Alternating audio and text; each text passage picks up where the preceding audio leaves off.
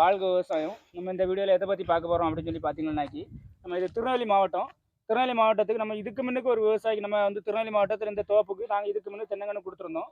அந்த விவசாயி வந்து அந்த ஓனர் வந்து நல்ல அருமையாக வந்திருக்கு அப்படின்னு சொல்லிக்கிட்டு அந்த பின்ன ஒரு 1500 கன்று எடுத்திருக்காங்க. அந்த ஓனர்கிட்டே நம்ம பேசுவோம் பாருங்கள். அந்த ஓனர்கிட்ட பேசுங்க. வணக்கம்.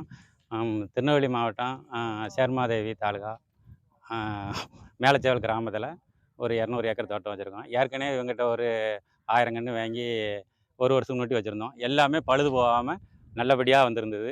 திரும்பி இவங்ககிட்டே வாங்கணும் அப்படின்ட்டு இப்போ ஒரு 20 ஏக்கருக்கு ஒரு 1500 கன்று வந்து இறக்கியிருக்கோம். எல்லாமே அவங்க வந்து நல்லா செலக்ட் பண்ணி விவசாயிகளுக்குன்னு அவங்களுக்கு ஒரு இம்பார்ட்டன்ஸ் கொடுத்து விலையும் கொஞ்சம் கம்மியாக கொடுத்து அவங்க சொந்த டிரான்ஸ்போர்ட்லேயே கொண்டு வந்து இறக்கிட்டாங்க. கன்று எல்லாமே நல்ல ஒரு தரமான கன்று.